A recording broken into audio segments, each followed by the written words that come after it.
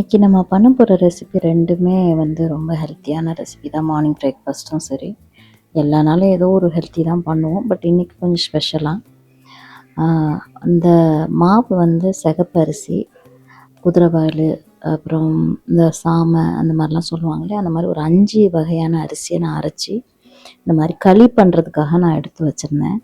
So அந்த அரிசியை வச்சு இன்றைக்கி கிச்சடி பண்ணியிருக்கோம். ஸோ அது எப்படின்னா இந்த வீடியோவில் பார்க்க போகிறீங்க. இந்த அரிசியை வந்து நான் 1 கப் நான் வறுக்கலை, அப்படியே எல்லாத்தையுமே வெயிலில் லைட்டாக வச்சு வறுத்துட்டு வெயிலில் கொஞ்சம் காமிச்சு மிஷினில் கொடுத்து அரைச்சி எடுத்துட்டோம். அதை வந்து 1 கப் எடுத்திருக்கேன். அதே சேம் ஈக்குவல் குவான்டிட்டியில் ரவை 1 கப் எடுத்திருந்தேன்.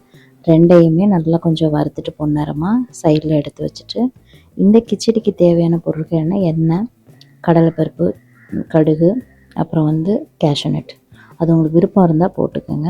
ஸோ கேஷ்யூநட் கொஞ்சம் போட்டுட்டு, வெங்காயம், கேரட், 1 வெங்காயம், 1 கேரட், அப்புறம் பச்சை மிளகாய். ஸோ இது எல்லாமே நம்ம வந்து வதக்கிட்டு அப்படியே கொஞ்சம் ஸ்லோ தீயில் வச்சு மூடி வச்சிடணும்.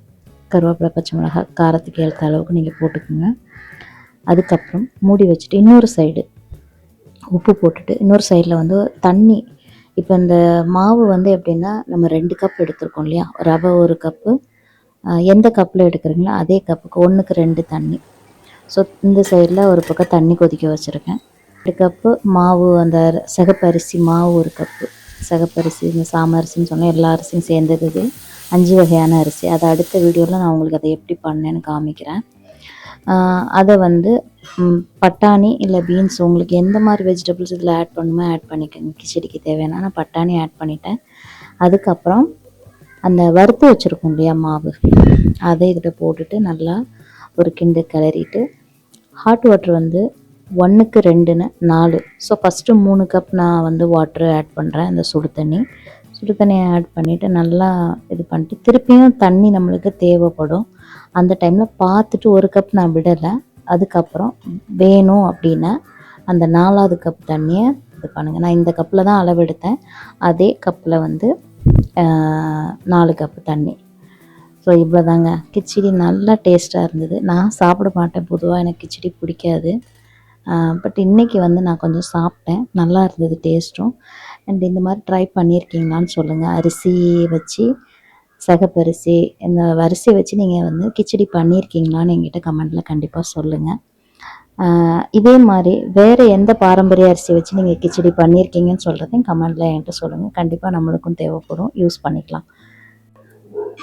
ரெகுலராகவே நம்ம எப்போவுமே இட்லி, தோசை, பொங்கல், ஊத்தப்பம் அந்த மாதிரியே யூஸ் பண்ணிவிட்டு, ஸோ கொஞ்சம் டிஃப்ரெண்ட்டாக நம்ம கொஞ்சம் ஹெல்த்தி எப்படி பண்ணுவோம் அப்படின்னு யோசிச்சிங்கன்னா கண்டிப்பாக இந்த மாதிரி ட்ரை பண்ணி பாருங்கள்.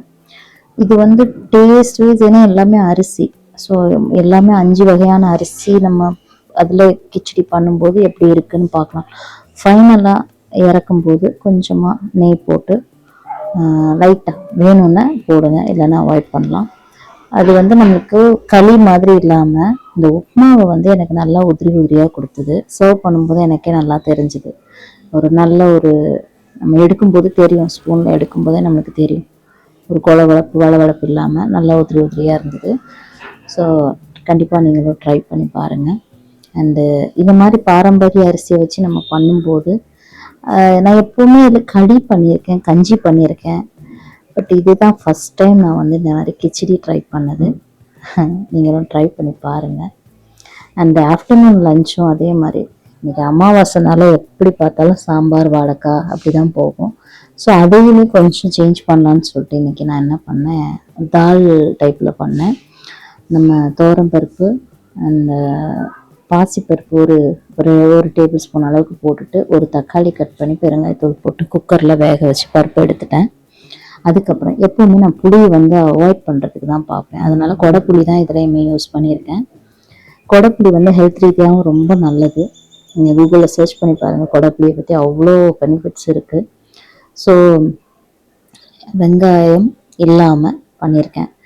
வெறும் பூண்டு, பச்சை மிளகாய், காஞ்ச மிளகாய், சின்ன ஜீரகம், அவ்வளோதான். கொடைப்புளி இதெல்லாம் வதக்கிட்டு கொஞ்சமாக தண்ணி விட்டு அந்த ரா ஸ்மெல் போனப்புறம் நம்ம பருப்பு வேக வச்சுருக்கோம் இல்லையா, அதை அப்படியே வந்து இந்த பாத்திரத்தில் மாற்றிட்டு, அந்த இதில் வந்து அந்த வதக்குறோம் பார்த்தீங்கன்னா, அப்போது ஒரு 1/4 ஸ்பூன் சாம்பார் தூள் அதில் போட்டு பட் இது வந்து நமக்கு சாம்பார் மாதிரியும் தெரியாது, வேற டிஃப்ரெண்ட்டாக ட்ரை பண்ணணும்னு நினச்சிங்கன்னா இதை ட்ரை பண்ணுங்கள். டேஸ்ட் வைஸ் ரொம்ப நல்லா இருந்தது. ஏன்னா எல்லாருமே விரும்பி சாப்பிட்டாங்க. பசங்கள்லாம் வந்து மோஸ்ட்லி சாம்பார்னால் கொஞ்சம் நமக்கு திணிக்கி கொடுப்பாங்க. பட் இன்றைக்கி அப்படிலாம் இல்லை, விரும்பி சாப்பிட்டாங்க.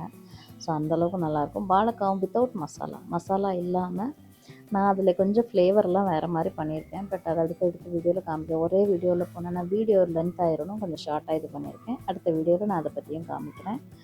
ஸோ சங்குப்பூ பற்றி நிறைய வீடியோவில் நான் சொல்லியிருக்கேன். அதனால் அதோடைய லிங்க் இருக்குது. நான் அதை வந்து இந்த வீடியோவுக்கு கீழே அட்டாச் பண்ணுறேன். ஸோ எல்லாம் லாங்காக போச்சுன்னா ரொம்ப வீடியோ லென்த் ஆயிரும்னு சொல்லிட்டு நான் ஷார்ட்டாக முடிக்கிறேன். வீடியோ எப்படி இருந்துன்னு சொல்லுங்கள். வீடியோ பிடிச்சிருந்தா லைக் பண்ணுங்கள், ஷேர் பண்ணுங்கள், சப்ஸ்கிரைப் பண்ண மறக்காதீங்க. தேங்க்யூ.